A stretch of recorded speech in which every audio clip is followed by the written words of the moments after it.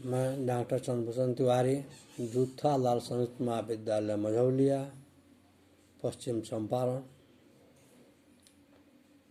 आज online class के माध्यम से मैं पुनः शास्त्रीय प्रतिष्ठा तृतीय खंड के छात्रों को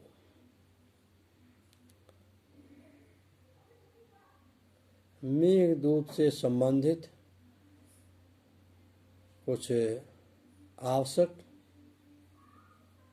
तत्वों को रखना चाहूँगा कि मेघदूत जो है उसमें सापा अवधि और मेघ दर्शन दिवस, अर्थात आज का शीर्षक है सापा अवधि और मेघ दर्शन दिवस। तथा साप की अवधि क्या थी? यह जो साप की अवधि है, यक्ष को किसके द्वारा साप मिला, किसने शापित किया और साप क्यों दिया, और उस साप की अवधि क्या थी, और सापा अवधि के क्रम में वो यक्ष मेघ को कब और कैसे देखा, यही आज का शीर्षक है। मेघदूत में सापा अवधि और मेघ दर्शन दिवस।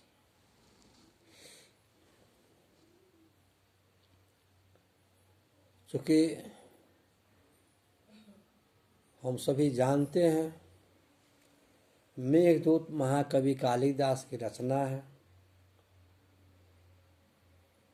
क्योंकि कहा गया है कि मेघे माघे गतम्बय, अर्थात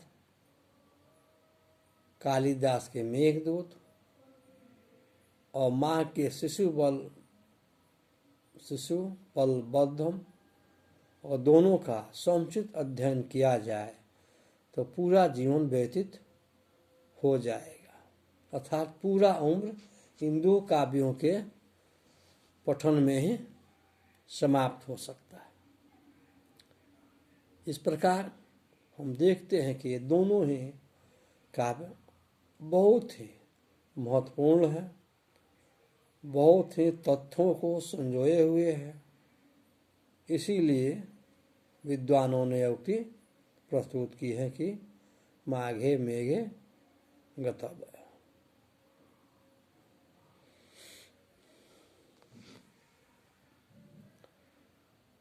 चूँकि इस मेघदूत में एक यक्ष है जो कुबेर के दरबार में कुबेर के सेवा कार्यों में नियुक्त था, और वह यक्ष कुछ प्रमादी था, असावधान था, जैसा कि विद्वानों का तर्क है। वह सुबह सुबह कुबेर के पूजा याचना के लिए पुष्प लाया करता था, और प्रमादी होने के कारण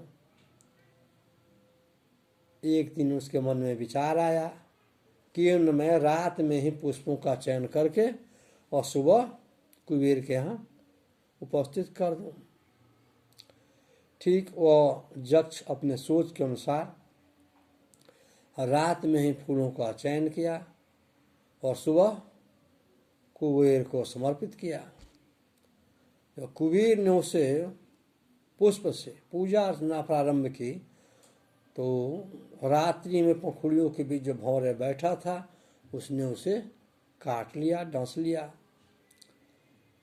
उसे भौरे के डसने से कुबेर क्रोधित हो उठा और उसने यक्ष को श्राप दिया। दूसरा तर्क यह है कि कतिपय विद्वानों का मत है कि यह यक्ष कुबेर के तालाबों की रक्षा के लिए नियुक्त था। एक दिन इंद्र का ऐरावत हाथी आकर और कुबेर के तालाबों को नष्ट भ्रष्ट कर डाला, जिससे कुबेर अत्यंत क्रोधित हो गए और उसी के परिणाम स्वरूप उसने यक्ष को श्राप दिया कि हे यक्ष, तुम मेरे कार्यों में असावधानी के कारण ठीक से निर्वहन नहीं कर रहे हो, इसलिए मैं तुम्हें श्राप देता हूं कि तुम 1 वर्ष तक अलका को छोड़कर रामगिरिया आश्रम में निवास करो, अर्थात अपनी भार्या से विरक्त हो, अक्षों की नगरी से रहित होकर अलकागिरी के पर्वतों में निवास करो, जहाँ जनक की पुत्री सीता ने घने वृक्षों से युक्त सरोवरों में स्नान की थी। अर्थात इस मेघदूत में आज का जो शीर्षक है सापावधि, साप की अवधि, अर्थात साप की अवधि हुई 1 वर्ष तक। कुबेर ने यक्ष को श्राप दिया कि तुम 1 वर्ष तक रामगिरी आश्रम से अलग होकर अलकापुरी में निवास करो। 1 वर्ष का श्राप है। शापित होने का कारण मैंने तुम्हें लोगों को बताया कि शापित होने के 2 कारण हैं। प्रथम तो यह है कि वह प्रमादी था, लापरवाह था यक्ष, अपने कर्तव्यों को ठीक से निर्वहन नहीं कर पा रहा था और सुबह में जो फूल लाना चाहिए उसे रात में तोड़कर रख दिया, जिससे वो कुपित होकर इसे शापित कर दिया। पहली बात। दूसरा तर्क है कि यह यक्ष जो कुबेर के सरोवरों की रक्षा के लिए नियुक्त था, एक दिन इंद्र का ऐरावत हाथी आकर उन सरोवरों के कमलों को नष्ट कर दिया, जिससे क्रोधित होकर कुबेर ने से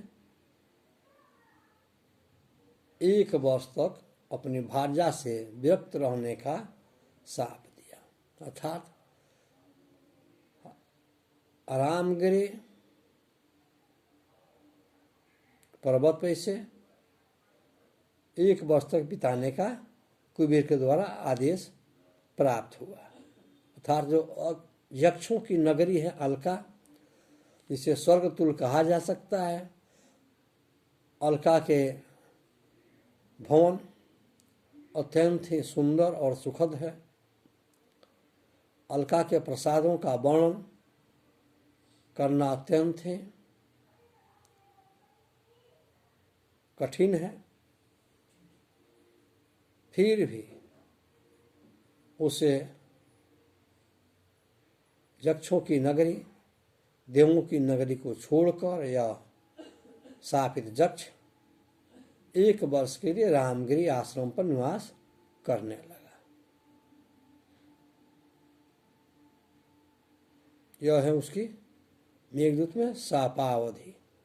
शाप की अवधि 1 वर्ष तक थी। अर्थात कुबेर ने यक्ष को 1 वर्ष तक अलका से दूर रामगिरी आश्रम में अपने भार्या से विरक्त होकर 1 वर्ष तक अपने समय को व्यतीत करने के लिए आदेश दिया।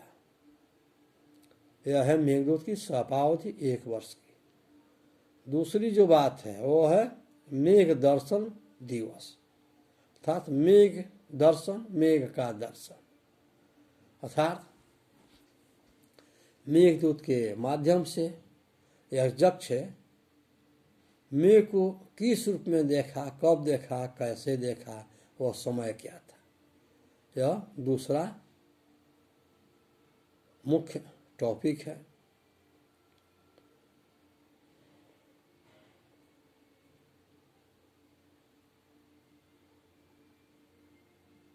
उस संदर्भ में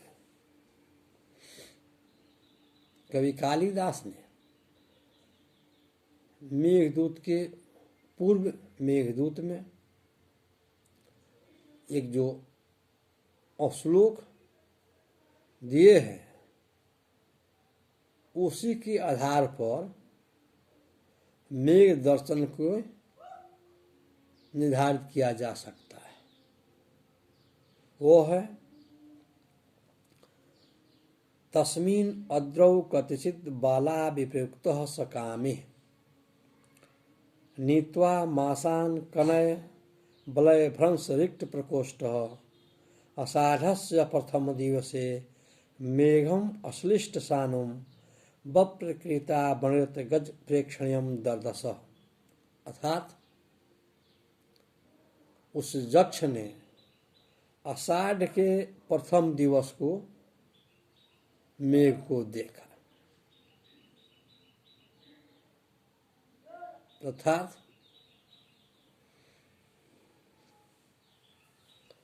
यह जो मेघ है वो आषाढ़ के महीने में, आषाढ़ मास में आकाश में एक जगह से दूसरी जगह उमड़ धुमड़ रहा था। जैसे हम लोग भी प्राय देखते हैं, बादल आ गया, बादल उमड़ गया और पानी होने वाला है, उसी तरह आषाढ़ मास में बादल इधर से उधर आ जा रहे थे, गरज रहे थे। उसे यक्ष ने देखा। जब यक्ष ने उस मेघ को देखा तो समझ लिया कि अब मेरे शापावधि का समय नजदीक हो आया है, अर्थात मेरे शापावसान का अवसान होने वाला है, क्योंकि वह 8 माह अपने शापों को व्यतीत कर चुका है, 4 माह शेष है। उसी 4 माह के अंतर्गत में वो आषाढ़ में मेघ को देखा, और जब देखा तो किस स्थिति में देखा कि बप्र क्रीड़ा प्रणत गज प्रेक्षणीयम दर्दस। इस प्रकार गज हाथी, मतवाला हाथी, मदमस्त हाथी, मतवाला हाथी मेघ को देखकर, पहाड़ों चट्टानों को देखकर अपने दांतों से चोट करता हुआ उस पर पहाड़ों पर जो अपना प्रहार करता है, उसी प्रकार यक्ष ने मेघ को एक जगह से दूसरे जगह उमड़ते धुमड़ते हुए देखा। जैसा कि कोई मतवाला हाथी अपने नुकीले दांतों के द्वारा पहाड़ों पर जब तक चोट करता है, उसी तरह उस यक्ष ने मेघ को उमड़ते धुमड़ते देखा।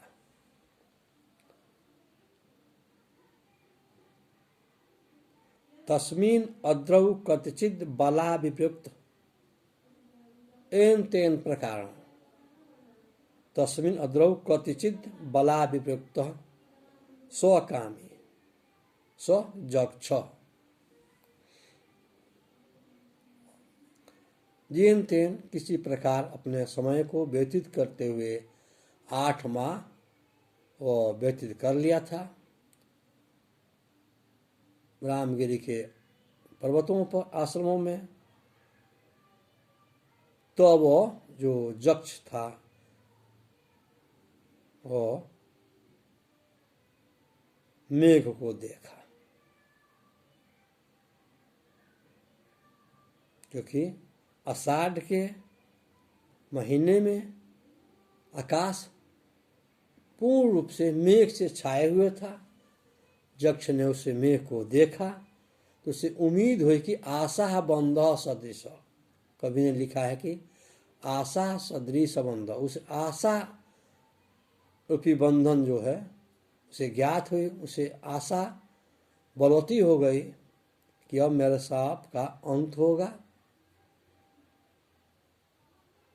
वो अपने सापों का अंत जानकर उसके मन में उत्सुकता बढ़ गई, कौतूहल होने लगा।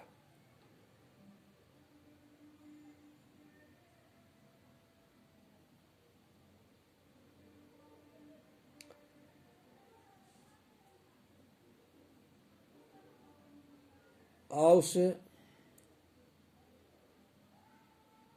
रामगिरी पर निवास करते समय उस यक्ष के हाथ से सोने के कंगन गिर पड़े थे, अर्थात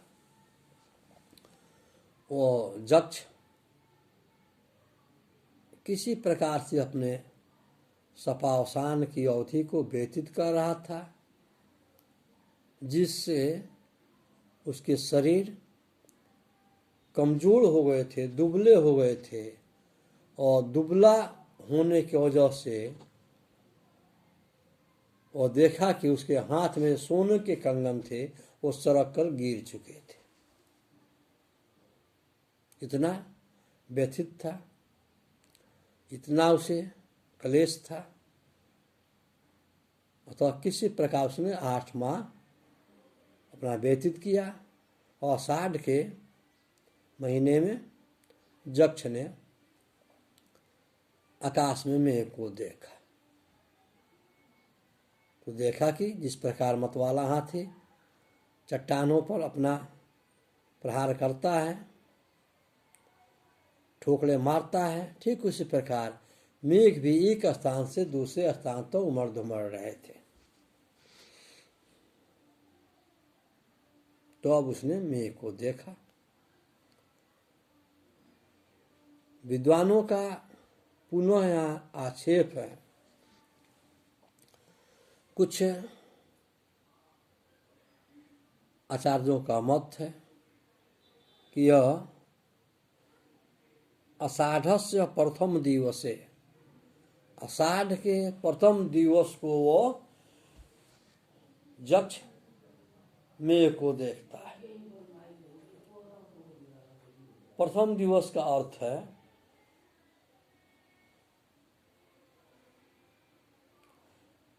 आषाढ़ी अमावस्या, अर्थात प्रथम पक्ष।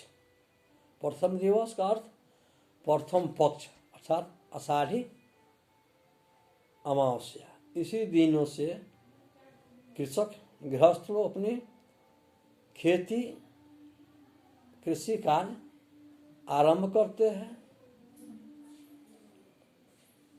फिर भी कुछ विद्वानों का आक्षेप है कि किसान रोहिणी नक्षत्र से ही कृषि कार्यों को करना आरंभ कर देता है। रोहिणी नक्षत्र से ही कृषक अपने बीजों को बोने लगता है, तो फिर आषाढ़ मास कहना थोड़ी अतिशुक्ति हो रही है। फिर भी हम जानते हैं कि यह हमारा साहित्य, संस्कृति तर्क वितर्कों के खंडन मंडन के आधार पर व्यवस्थित है। तरह तरह के तर्क किए जाते हैं। इन सब तर्कों के आधार पर आषाढ़ का अमावस्या माना जाए, आषाढ़ का प्रथम पक्ष माना जाए, या आषाढ़ का प्रथम दिवस माना जाए, फिर भी हम यह कह सकते हैं कि वह जक्ष आषाढ़ मास में आकाश में उमड़ते धुमड़ते हुए मेघों को देखा और फिर देखने के पश्चात कवि कालिदास ने अपनी कल्पनाओं के आधार पर इसे खंडकाव्य में बहुत सी बातों को उपस्थापित करने या प्रमाणित करने के उन्होंने जो प्रयास किए हैं वह पूर्णतः सत्य एवं सार्थक है।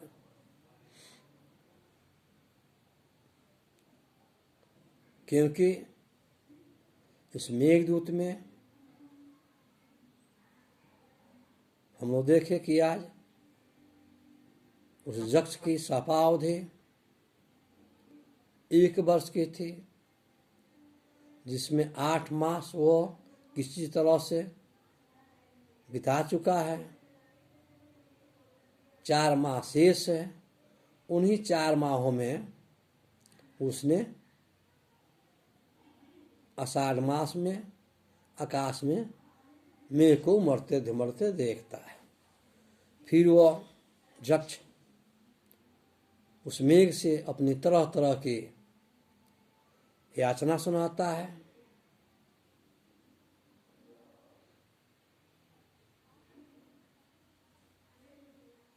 उस याचना के द्वारा वो यह भी कहता है कि पुष्करावर्त का नाम, हे मेघ, मैं जानता हूँ तुम पुष्कर आवर्तक मेघों में से एक हो, जो मेघों में उत्तम मेघ है।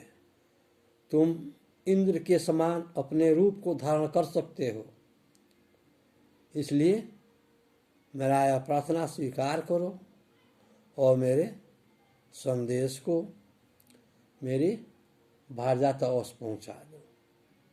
यही इससे खंडकाव्य की